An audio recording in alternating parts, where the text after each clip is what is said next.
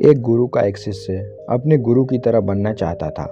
गुरु भी अपने शिष्य को अपने से अधिक महान बनता देखना चाहते थे।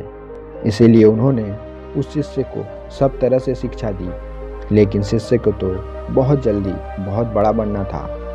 उसे हमेशा लगता कि गुरु उसे सब कुछ नहीं बता रहे, इसीलिए वो सफल नहीं हो पा रहा। तो एक दिन उसने सोचा, क्यों न मैं गुरु पर नज़र रखूं और देखूं कि पूरे दिन वो क्या क्या करते हैं। उस दिन से वो गुरु का पीछा करने लगा। उन्हें पूरे दिन छुप छुप कर देखता रहता। सुबह उठने से लेकर रात सोने तक गुरु क्या क्या करते थे, कहाँ जाते थे, कैसे ध्यान करते थे, कैसे भोजन करते थे, क्या बोलते थे, कैसे चलते थे, कैसे उठते बैठते और सोते थे। इन सभी गतिविधियों को उनका वो शिष्य छुप छुप कर देखता रहता। उसने भी वही सब करना शुरू कर दिया जो गुरु अपने दिनचर्या में करते थे। उसने वो हर काम में गुरु की हूबहू नकल करनी शुरू कर दी। एक सुबह नदी की ओर जाते हुए गुरु ने देखा कि उनका शिष्य उनके साथ साथ चल रहा है। उसने भी उसी घाट में स्नान किया जिस घाट में रोज गुरु स्नान किया करते थे। वह भी उस चट्टान के पास पहुंचा जिस पर बैठकर गुरु हर सुबह ध्यान किया करते थे। और गुरु से बैठने से पहले ही उसका शिष्य उस चट्टान पर जाकर बैठ गया और ध्यान करने लगा।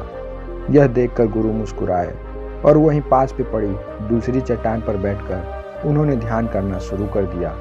शिष्य ने सोचा गुरु कुछ बोलेंगे, लेकिन जब थोड़ी देर तक कुछ आवाज़ नहीं आई तो उसने आँख खोलकर देखा कि गुरु तो दूसरी चट्टान पर बैठकर ध्यान कर रहे हैं। उसने सोचा शायद महीने में किसी एक दिन गुरु दूसरे चट्टान पर बैठकर ध्यान करते होंगे। शिष्य की ऐसी हरकतों को देखकर गुरु समझ गए कि उनका शिष्य उनकी तरह बनने के लिए अंधा होकर उनकी नकल कर रहा है। इसलिए गुरु एक दिन एक पेड़ के डाल के नीचे बैठकर सो गए। शिष्य ने सोचा रात में पेड़ के डाल के नीचे बैठकर सोने से कोई प्रभाव पड़ता होगा, इसलिए वह अभी उसी पेड़ के दूसरे डाल के नीचे जाकर सो गया। रात में कुछ गिरने की आवाज़ आई। आवाज़ से गुरु की आंखें खुल गई। गुरु ने देखा शिष्य पेड़ के नीचे बैठा है और चिल्ला रहा है। गुरु ने जाकर शिष्य को उठाया और कहा, जब जब भी तुम बिना कुछ सोचे समझे दूसरे की रास्ते पर चलोगे या फिर उसकी नकल करोगे, तब तब तुम ऐसे ही गिरोगे जैसे आज गिरे हो। शिष्य ने कहा, गुरुदेव मैं तो सिर्फ आपकी तरह बनने का प्रयास कर रहा था। गुरु ने कहा, अगर तुम बंदर की तरह नकल करने लगोगे तो क्या तुम बंदर बन जाओगे? लेकिन बहुत प्रयास के बाद हो सकता है तुम उसकी तरह हूबहू नकल कर लो। तो तुम मुझे बताओ, क्या बंदर बनना उचित है? शिष्य ने कहा, नहीं गुरुदेव, इंसान ही बनना ज़्यादा उचित है। लेकिन गुरुदेव मैं अपने मकसद में कैसे कामयाब हो सकता हूँ? कैसे खुद को जान सकता हूँ, पहचान सकता हूँ? मैं तो बस ये जानने का प्रयास कर रहा था कि दिन भर आप क्या करते हैं। शायद उससे मुझे अपने प्रश्नों का उत्तर मिल जाए, एक नया रास्ता दिख जाए। जिस प्रकार शरीर को चलाने के लिए भोजन की आवश्यकता होती है, भोजन अगर शुद्ध और पौष्टिक है तो शरीर भी स्वस्थ और ऊर्जावान बनेगा। शरीर को आसानी से बीमारियां नहीं घेरेगी और वो मजबूत और बीमारी से हीन रहेगी। फिर हम जैसा चाहें शरीर से वैसा काम करवा सकते हैं। लेकिन तुम सड़ा गला और बासी खाना खाओगे तो तुम्हारे शरीर के साथ क्या होगा? हमारा शरीर बीमार पड़ जाएगा और कमज़ोर हो जाएगा। गुरु ने कहा, ठीक इसी प्रकार हमारे मन की भी शक्ति होती है और इसमें इतनी शक्ति होती है कि इससे कुछ भी किया जा सकता है, कुछ भी बना जा सकता है, अपने आप को जाना जा सकता है, पहचाना जा सकता है। लेकिन इस मन की शक्ति को नापा नहीं जा सकता, तौला नहीं जा सकता। शिष्य ने कहा, गुरुदेव आप तो इतने बड़े ध्यानी हैं, इसलिए आपके पास मन की शक्तियाँ हैं जिनका उपयोग भी आप कर सकते हैं। लेकिन हम जब भी करने का प्रयास करें तो कुछ भी नहीं कर सकते। गुरु ने कहा, शक्ति तो तुम्हारे पास भी उतनी ही है जितनी कि मेरे पास या किसी और के पास है। शिष्य ने कहा, तो गुरुदेव तो फिर हम सभी लोग कामयाब क्यों नहीं होते? हमारे जैसे बहुत से लोग हमेशा सफल होते रहते हैं, क्योंकि मन की शक्तियों का लोग सही तरीके से उपयोग करना नहीं जानते। बल्कि मन की शक्तियाँ उनका उपयोग कर लेती हैं। जो मन की शक्तियों को समझ गया वो ज्ञानी बन गया। जिसने अपने मन की शक्तियों को एकाग्र करना सीख लिया उसका जीवन आसान हो जाता है। फिर वह अपने जीवन में जो भी चाहता है वो हासिल कर लेता है। शिष्य ने कहा, गुरुदेव, मैं आपकी इन सारी बातों को समझ नहीं पा रहा। गुरु ने कहा, तुम्हें ये सारी बातें तब समझ में आएगी जब तुम मेरा एक छोटा सा काम कर लो। क्या तुम उस काम को कर सकोगे? शिष्य ने कहा, हाँ, मैं बिल्कुल कर सकूंगा। आप मुझे बताइए तो सही, मैं आपका काम जरूर करूंगा। गुरु ने कहा, काम ज़्यादा मुश्किल नहीं है।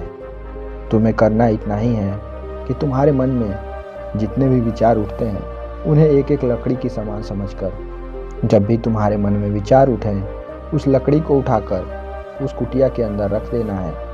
और ये काम अगले 1 महीने तक तुम्हें ऐसे ही करना है। ध्यान रहे, एक विचार के लिए एक लकड़ी उठाना है और उसे कुटिया के अंदर रखना है। ऐसा इसलिए ताकि तुम्हारा कोई भी विचार तुमसे छूट ना पाए। साथ ही एक काम और करना, उन विचारों को जो तुम्हें ध्यान और ज्ञान की ओर आगे बढ़ाने वाले आए, उन विचारों की लकड़ियों को कुटिया के बाहर ही रखना।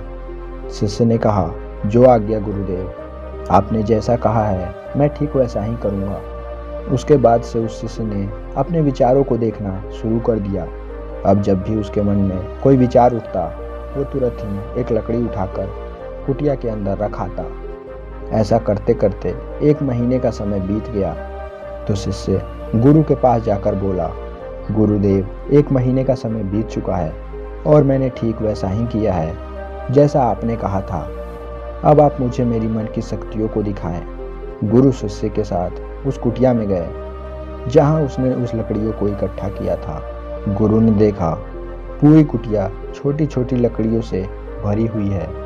यहाँ तक कि कुछ लकड़ियाँ कुटिया के बाहर भी पड़ी हुई हैं। गुरु ने पूछा, तुम्हारी ज्ञान और ध्यान वाली विचारों की लकड़ियाँ कहाँ हैं? शिष्य ने कुटिया के बाहर पड़ी कुछ लकड़ियों को गुरु के पास लाकर रख दिया और कहा, यही है ज्ञान और ध्यान वाली विचारों वाली लकड़ियाँ। गुरु ने उन लकड़ियों को गिनने के लिए कहा। जब शिष्य ने उन लकड़ियों को गिना तो वो सिर्फ 26 लकड़ियाँ ही थीं। गुरु ने कहा, अब तुम्हें बस एक काम और करना है, क्या तुम कर सकोगे? शिष्य ने कहा, जी गुरुदेव, आप आज्ञा तो दें। ये लकड़ियाँ जो तुमने कुटिया के अंदर इकट्ठा की हैं, इन्हें एक साथ बांधकर उस नदी में फेंक कर आओ। गुरु की ये बात सुनकर शिष्य घबरा गया और शिष्य बोला, गुरुदेव, ये कैसे संभव है? भला इतनी लकड़ियों का भार मैं कैसे उठा पाऊंगा? गुरु ने कहा, क्यों नहीं उठा पाओगे? जब इतने सारे विचारों का भार उठाकर घूम रहे हो तो इन लकड़ियों को क्यों नहीं उठा सकते? शिष्य ने कहा, हे गुरुदेव, लेकिन विचारों में कहाँ वजन होता है? गुरु ने कहा, विचारों में भी वजन होता है। देखो, तुम्हारे फालतू के विचारों की तुलना में तुम्हारे काम के विचार और ध्यान के विचार कितने कम हैं। तुमने अपने मन की सारी शक्तियाँ अपने बेकार के इन विचारों में लगा रखी हैं जो इस कुटिया में भरी पड़ी हैं, और सिर्फ 24 लकड़ियों के सहारे ही तुम ध्यान और ज्ञान की शक्तियों को प्राप्त करना चाहते हो। शिष्य को अपनी गलती का आभास हुआ।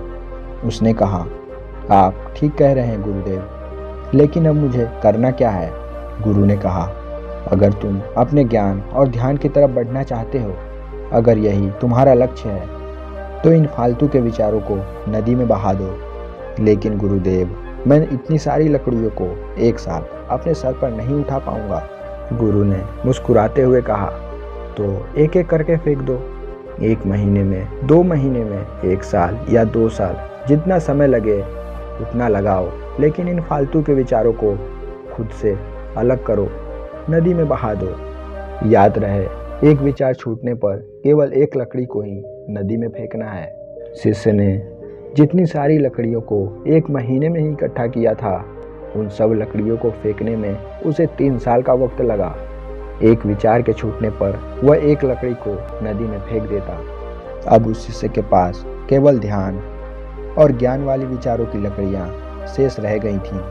अब उसकी मन की पूरी शक्ति केवल ज्ञान एक बार एक ध्यान की शिष्य प्राप्ति में ही अपने लगी गुरु हुई से थी। कहता है, कोई भी बेकार का गुरुदेव, विचार हम अब सभी उसके मन में इंसानों के शेष पास नहीं बचा था। 2 हाथ, 2 एक दिन पैर, ध्यान 1 करते दिमाग हुए और अचानक 24 वो घंटे उठा का समय और होता गुरु के है। पास बोला, लेकिन फिर भी कुछ लोग गुरुदेव, ऐसा सफलता लग की रहा ऊंचाइयों है को छू मैं लेते कहीं हैं, अटक गया हूँ लेकिन ज्यादातर और अब लोग मैं आगे नहीं जिंदगी बढ़ पा भर रहा हूँ। असफल और गुरु ने गरीब ही कहा, रह जाते हैं। अब उन 24 तो आखिर लकड़ियों ऐसा को क्यों छोड़ने होता का है समय आ गुरुदेव? गया है। गुरु ने छोड़ मुस्कुराते दो हुए उन्हें। कहा, शिष्य आदतों की ने वजह उन से, 24 लकड़ियों को तुम्हारे छोड़ने मन की में वजह से 1 साल का समय यही लगा दिया। चीजें इंसान को और जब सफल उसने और असफल आखिरी बनाती लकड़ी हैं। को उस नदी एक में छोड़ा असफल और एक गरीब और वहीं व्यक्ति पर बैठ गया जिंदगी भर और वहीं पर बैठा उन्हीं ही रह आदतों को गया। बनाए रखता है सुबह से शाम जिन हो गई आदतों को तो सफल गुरु और उसे अमीर नदी पर व्यक्ति ढूंढते हुए आए। जिंदगी की शुरुआत में ही शिष्य छोड़ की देते आंखों में हैं। देखते ही गुरु ने शिष्य समझ ने गया फिर प्रश्न कि वे किया, संपूर्ण शांति हे में खिल गुरुदेव, रहा है। ऐसी कौन सी आदतें शिष्य ने हैं गुरु जो की सफल तरफ व्यक्ति देखा, जिंदगी की लेकिन शुरुआत किसी ने में ही कुछ छोड़ नहीं देते बोला। हैं।